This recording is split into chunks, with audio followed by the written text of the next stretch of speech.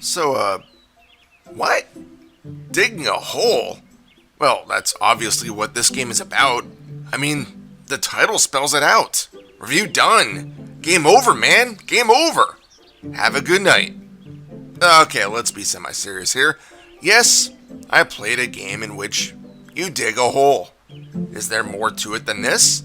Not entirely, but there are some points to make this review last a bit more than 30 seconds. First off, why are we even digging a hole in the first place? At the start of this experience, you are given a very basic scene in which you see an ad for a house for sale for only $10,000. Seems a bit fishy. There is a bonus to it. Guaranteed treasure in the garden. Seriously, what's the catch? You buy the place, and a Super Mega Digger 3000 Ultimate 2.0 is thrown in for good measure. This is your tool for excavating the yard, with a lone warning on the box. It explodes when the battery depletes. Well, we'll just have to make sure that doesn't happen now, don't we?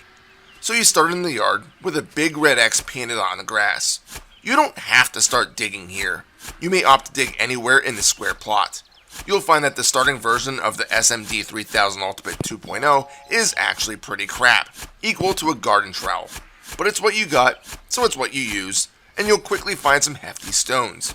These stones, along with other ores, can be sold in your garage, which then fund your upgrades. Stones won't get you to the treasure quickly though, since you can only sell them for $1 a piece.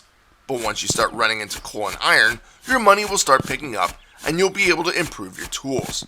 Speaking of, there are 4 upgrades to speak of. The shovel is number 1, and pumping money into this will increase the amount of soil dug into per click. Later upgrades even come with a drill bit, allowing you to simply hold down left click and go to town. You start with only 3 inventory slots, so this is also a pretty integral upgrade, unless you don't mind resurfacing every 5 seconds. An extended battery pack also reduces the amount of trips back to the garage. Finally, you can purchase a jetpack, which helps in those situations where you dug yourself into, well, a hole. Before you start paying for improvements, you have to understand the basic digging mechanics. Left click digs. There, that's it. Okay, there are a few other things to worry about, namely those 2 gauges on the bottom left. They correspond to your health and shovel battery. Although there aren't a ton of hazards, you can be harmed by falling too far, touching a hot piece of rock, or being a bit too close to dynamite when it goes off. As for the battery, anytime you dig or use the jetpack, it will deplete your reserve. If either meter empties, you'll lose any ores you are currently carrying and find yourself back on the surface with about a quarter left in both gauges. Not an ideal situation to find yourself in, but thankfully, using the upgrade computer in the garage allows you to pay a small fee to recharge them.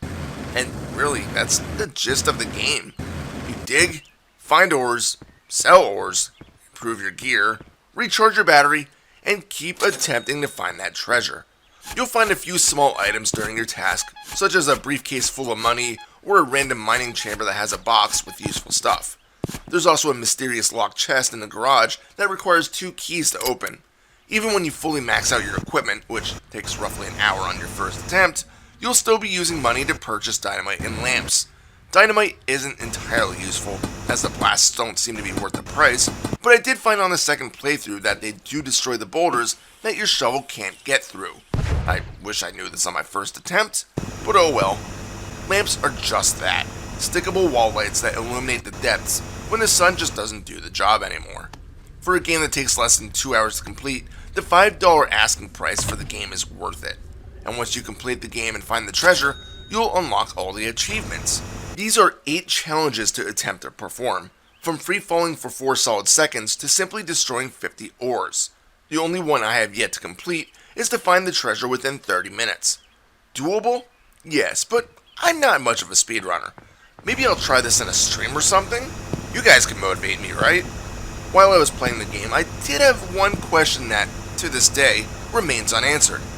Where does all the dirt go? It's not like there are mounds of brown around your hole. I don't see anyone with a backhoe lifting it into a truck and driving it away. The shovel doesn't seem to have an interdimensional portal that teleports the stuff to Dimension X with Shredder and Krang. I suppose it's just one of those mysteries that will never be answered. But that's a game about digging a hole, which is a pretty good game about digging a hole. It's a good rainy afternoon kind of game, where you sit down and just keep playing until it's done. Not like it takes forever to do so. The achievements do add a bit of replayability, but even so, there's really not much to return to once you find the treasure. So it's not like it's going to be a game that you'll be returning to time and time again.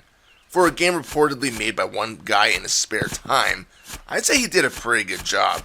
If you have $5 to spare, check this one out. Final score? 5 out of 7. This is Reaper. Happy fragging.